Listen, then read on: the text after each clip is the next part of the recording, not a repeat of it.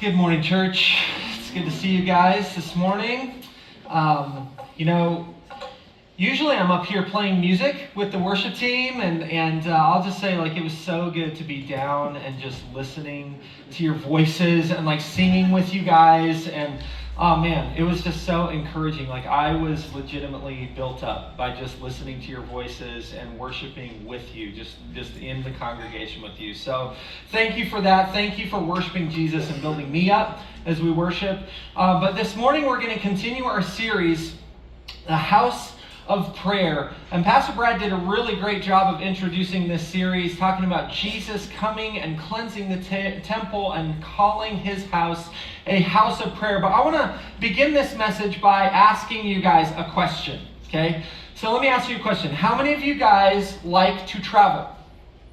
Yes, that almost every hand in the room should be up. I like to travel, we like traveling. How many of you guys have, now this should be way fewer hands, okay?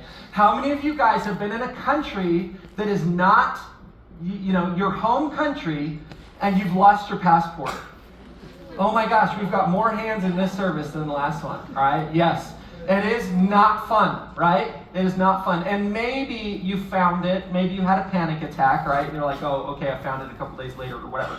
But maybe you actually had to go to the embassy, right? Maybe you had to go to the embassy and you had to step in there and you had to do certain things in order to renew your passport or get a new passport, right? And if that was you, it probably cost you a pretty penny to get it expedited and all of that. But if you don't know me and my family, we served in Eastern Europe for about 7 years as missionaries. And one of the things that we would have to do is go to the embassy. All three of my boys, they grew up in Eastern Europe, and we have, I'm going to pick on my youngest Sammy, the cutest passport photos of him. When he was, no joke, 4 days old, we had to go get his passport photo. And they're like, sir, you can't have your hand in the picture. He's got to hold it. Are you kidding me? He can't hold his head up, right? We got to take these passport photos. And so kids' passports, they only last about 5 years, right? We lived over there for 7 years. You do the math. We had to renew our passports, right? And mine actually expired while we were over there. But what was so interesting was going and, we've been living in a country that's not our own. We're surrounded by a culture that's not our own. We don't even have a language that's our own. And it is so uncomfortable. And over a long period of time, this can get very, very stressful. They call it culture stress over a long period of time. And I remember, this was my first experience. We go to the U.S. Embassy, and I kid you not, go through the security, all that. The moment you step into that embassy, you're like, oh my gosh. It's like I stepped right back into America, right? It was like there was a level of rest. There was a level of peace. There was a level of familiarity, like I was home, right? Like I was home. And so I went there in order to do specific things, right, to maintain my citizenship, And so this week's message is really entitled Rhythm of Renewal. Okay, it's our House of Prayer series, a rhythm of renewal. And I basically have one point for you guys this morning, and hopefully we can get to this point. Hopefully everything I say leads you to this point, and this is the point I want us to get to. We are a house of prayer, rhythmically gathering for renewal and reminder. That's it.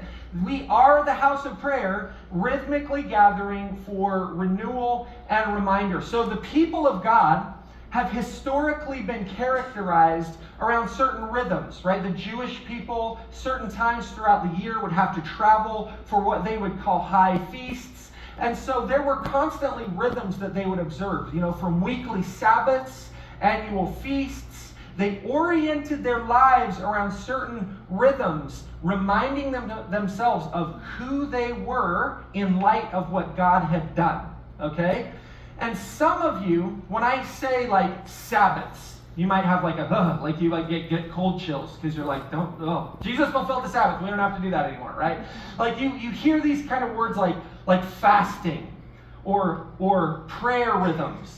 And you get this cold chill because maybe you come from what some people call a high church background that are characterized by cathedrals, stained glass windows, people in robes, right? Like you come from maybe a high church background, and when you hear these terms like rhythms, fasting, prayer, Sabbaths, disciplines, you go, yeah, no, like I'm good with that. And part of it is it's just your association with it. It conjures up maybe memories of what might have seemed kind of like lifeless traditions.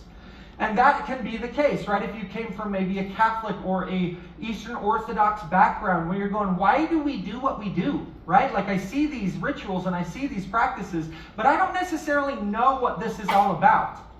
And then you come into a context like this in our church, which is what people would call like a low church, and it's not a status thing. It's not like high, better, low, worse, right? That's not what we're talking about. We're talking about low in the sense of accessible. It's casual. Like I remember the first time I walked into what is called a low church, like an evangelical church, and this is the first time that I walked into a context that I came from a more kind of legalistic, structured church. And as I walk into this church, I knew what was going to happen in my mind. I went, okay, I'm going to walk in, they're going to judge me, and then I can walk out and say, I checked that box, right? Tried that one. And so I remember I dressed in black and I wore a hat. And I was like, this is what's going to happen, right? I'm going to walk in, they're going to be like, oh my gosh, do you see that guy dressed in black wearing a hat? You take your hat off in the house of the Lord, right? And I was like, they're going to judge me and I'll walk out. So I'm dressed in black, I wear my hat, and I walk into an evangelical church for the first time, right? And you can imagine my surprise. Right? I'm not the only one wearing a hat, right? I'm not the only one dressed in black, right? And I'm going, what is this place? Like, I don't know what this is all about. And so there can be these advantages, right? To a low church, accessible kind of atmosphere, comfortable, calm, cool, and collected, right? Like, we like that. But guess what? There can also be some disadvantages too. There can be some disadvantages too. Like, for instance, we can forget why we're even here.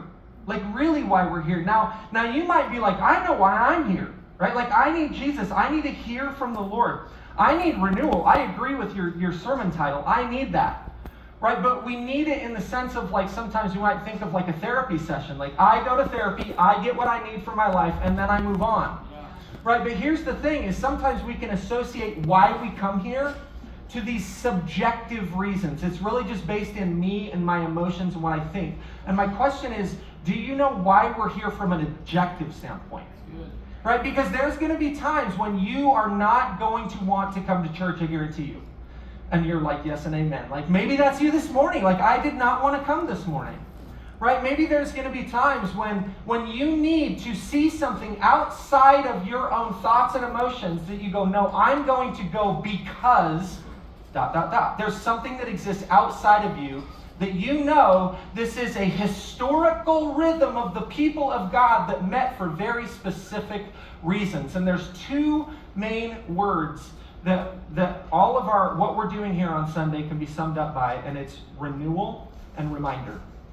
Renewal and reminder. And there are three things that we gather to experience. These are the three things. We gather to renew our hearts, this immaterial side of us. We gather to renew our minds and remind us of our future. Remind us of our future. And so, in order to understand the what we're doing here, we do have to understand the why we gather. I've given you some of this, why, but what I want to do is I want to actually root our services in history. So I'm going to give you a little history lesson, okay? Can you guys bear with me while I give you a little history lesson? All right, so in order to understand the what behind what we're doing, we have to understand the why, and in order to understand the why, we have to talk about the Jewish synagogue.